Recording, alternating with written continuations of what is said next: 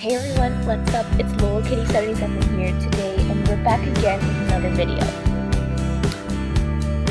In this video, we're gonna be going over a serious topic, not only about Animal Jam, but it's story time.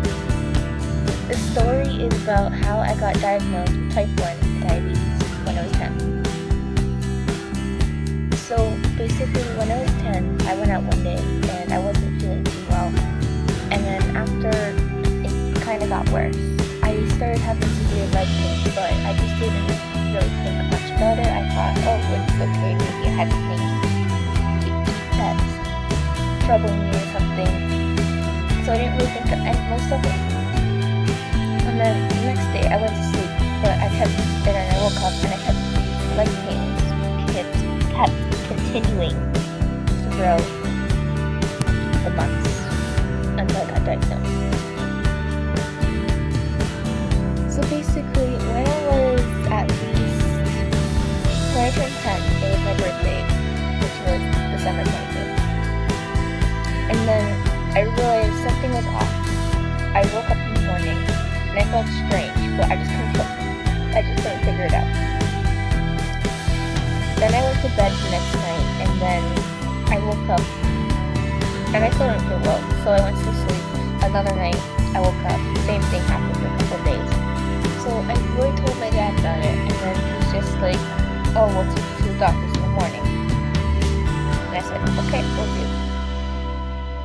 Then what happened is that when I was going to sleep, I had my dinner, and then I couldn't hold anything in my system, so it just all had to come out.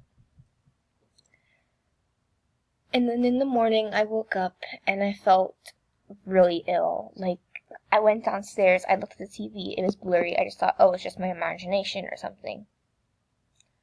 But little did I know I was wrong.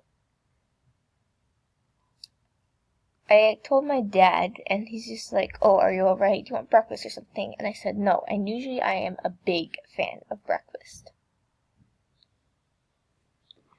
So basically, after that morning, my mom woke up, and like around noonish, and my dad said, oh, she didn't eat anything.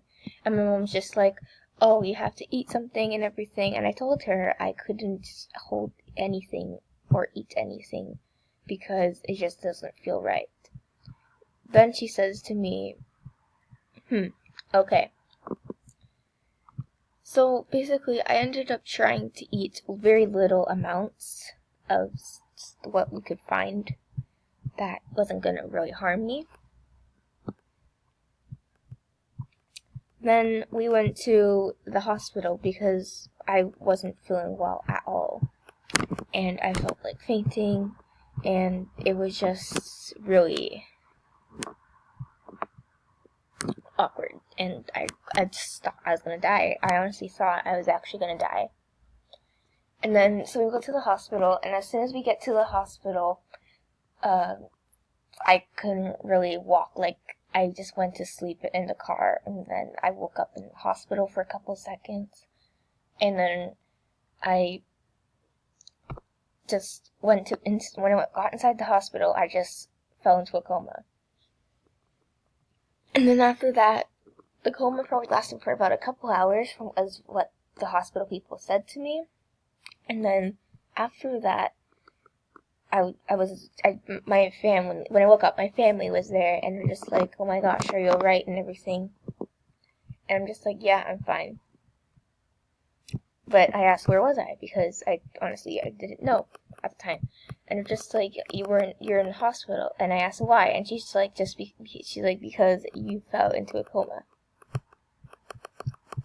But they didn't really know what I had first until later on of what happened. So later on, basically, after them very confused, they found out that I was diagnosed with diabetes. Now, this disease, I was very shocked at first. I'm just like, well, that can't be. Diabetes is only for people that are older. And then she just explains to me, no, not all old people that are old ages get diabetes. So my parents gave her the glance of, oh my god, and she just the nurse walked out of the room, and then I'm just sitting there. I'm just like, oh my gosh, how am I going to deal with this? This is very hard to control. What if I might die or something like that? I was very worried at the time.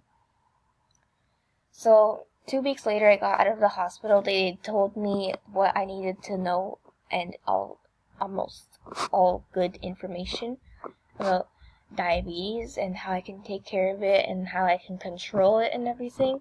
So I thought, yeah, I can do this. I'll just have to get used to how I am living now and just move on. I mean, there's nothing I can really do to put the past behind me or something, or nothing I can really do to fix what happened and get rid of this disease. I'm just stuck with it. But I learned to like my disease not only because I get special privileges, but I also get to go out to places interesting. Like sometimes I'd be able to like go to camps and stuff for special people with diabetes, and those are really fun. They cost a lot of money, but they're really fun. Sometimes you get to go on trips, or you can like, get special foods and stuff like that. But diabetes doesn't mean it's something to joke around about. Diabetes is actually a very serious disease, and it isn't contagious, but it's dangerous. So it basically, how do I put this? If I didn't take insulin, which is what I need to take because my pancreas doesn't work, that's what type 1 diabetes is about, when your pancreas can't make sugar. And mine can't make sugar anymore. It only produces a very little amount that is not good enough for my body to survive. But it's not something to joke around about. So if you have like anyone or in your family or someone that has diabetes that you know, do some research about it. I'm pretty sure it will help you. Alright, thank you guys for watching this amazing video. Don't forget to like and subscribe, and just leave in the comments on what I should do next for my next video. Thank you everyone. I'm Lola Kitty 77 AJ. Alright, thanks. Have a good one. Goodbye.